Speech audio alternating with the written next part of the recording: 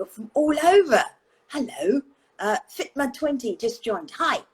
We're talking about a really tough topic today, and I appreciate the numbers are actually ticking up as more people are watching. Really do appreciate that.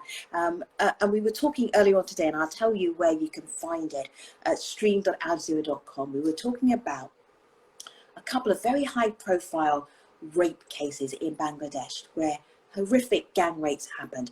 The rape, the attack, can you believe it or not, was videotaped, put on social. People were outraged, went out on the streets to protest. This is amongst a movement, within a movement, where women and people from indigenous communities have already been fighting to have gender parity, gender respect, women's rights, to break the rape culture. So within that context, not just because of these videos, these outrageous videos, people were protesting, and now these protests are getting really big. And so the conversation we were having is, now what? What do you do with this anger on the streets of Bangladesh? How do you make permanent change? I was hoping today to join up with Jakaria, who you will see in our show today, stream.aljazeera.com. You'll be able to hear some of those ways that we unpack the conversation. YouTube was on fire today. They were incensed. They were asking things about laws in Bangladesh and suggesting solutions. All of that, you'll be able to see that all wrapped up beautifully at stream.aljazeera.com. Thank you, everybody. We really appreciate you. I was hoping to get Amnesty International in the conversation as well, but you will see Jakaria from Amnesty International on our actual program because he couldn't get into this Instagram live. I did try. He's probably watching this going, I can't get in. Hassan, 1,000, 2,000. Thank you for joining. Appreciate you. Now, if you're just joining now, it's okay because this video lives on IGTV for AJ Stream's Instagram Live, and you'll be able to see it there. Just found in Amnesty International. We're going to spend 2 minutes with them. I'm just waiting for Amnesty International to join, just as I was about to wrap up, just in time. This is fantastic. We're going to meet Jakaria, who, if you watch the full show, stream.aljazeera.com, he had notes on his laptops. He's a researcher, he's a senior researcher, and he came with a lot of great information. Jakaria, so good to see you. One of the things we want to do now, hi there, we talked in quite a lot of detail about the cases and the way that they're being reported and the feeling on the street. And now we really need to talk about accountability. And what do we do now? What do we do with this protest anger? Now what? What are you going to suggest? I would like to bring it at 3 phases. So in the near and immediate term, I think the government, the authorities need to make sure that the exemplary punishment of the perpetrators been given or handed over. This can be done like first by apprehending all the culprits, and you heard from Shuprova that most of them have been apprehended, just 2 of them at large. And the one of the major concern is that the slow process of the trial. So the government needs to do everything to speed up the trial process. And at the end that you have to deliver the justice timely, decisively. So this is the immediate term. In the medium term, I think we have to think about more fundamental reform in the criminal justice system. Again, we have to do it at 2-3 stages. First is that there's some concern about the law.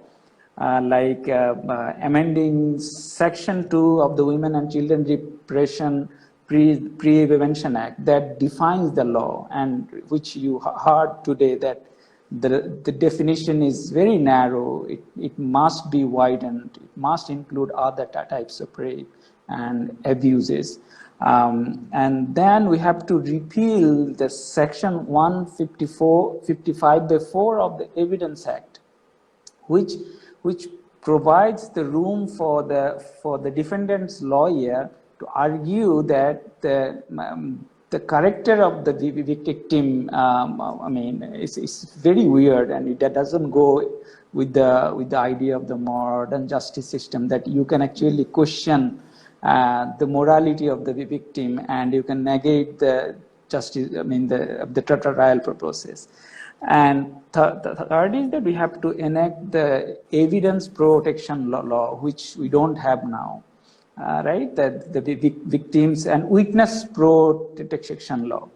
So the witnesses and the victims, they must be protected, so that they have the courage to continue the justice seeking process, because at the moment the fear of violence, even after the rape, is rife.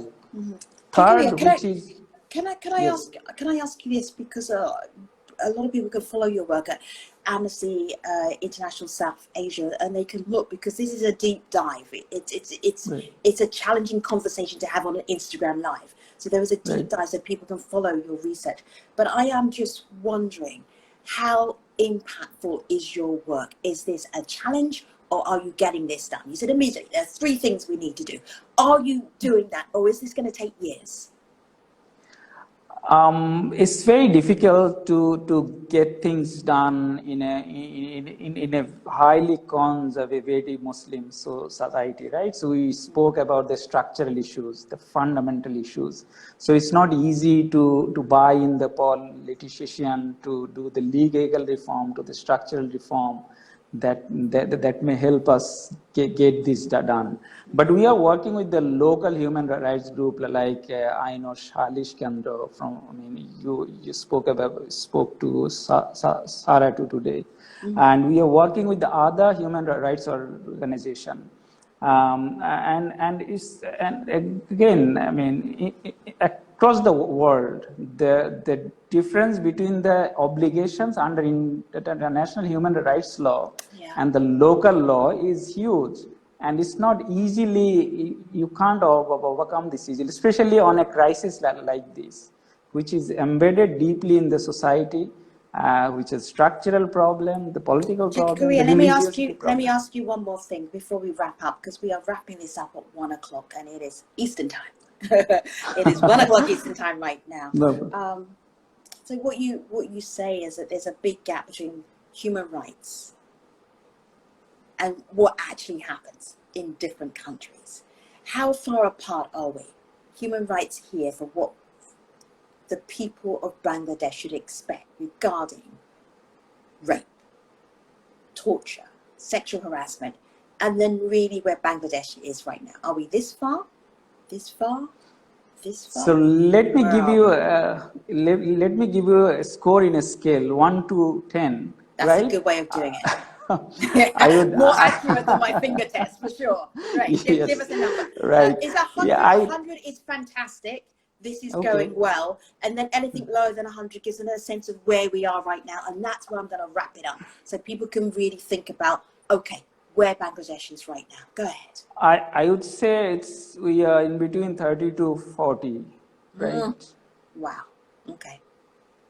Yeah, I mean, considering everything, right? Yeah, right. A lot of work to be done. Jakaria, thank you so much. We appreciate it. Thank you, Femi, and I appreciate it. We had and I'm sorry that I could not actually join early, because I was struggling to connect. That's okay. We eventually got both of you, so it was worth the wait, and such an important topic as Instagram Live is saying. Thank you for tackling this topic. Thank you so much for so we appreciate you. Amnesty International South Asia, thank you very much for being part of this conversation. Jakaria, I'll let you get back to your work. Only 30 out of 100, so lots more work to be done. Thank you very much. Unfortunately, yes. Unfortunately, thank you. Indeed. Bye. Thank you. Bye-bye. All right, Instagram Livers, thank you so much. Look at all of you out here. Gamizone 24, The Wave, I'm waving you back. Lucky Bora, thank you very much. Beba Mangana, thank you. Important topic we need to be aware of. Yeah, you said it. Hello, Israel 46. Thank you very much. Thank you, everybody. I know that you stay for this conversation, and it's a hard one. More at stream.aljazeera.com. We're talking about Bangladesh and sexual violence, and you can watch that anytime and comment and share your own stories with us anytime. But for now, I'm wrapping up today's Instagram Live. I will see you very soon. Take care, everybody.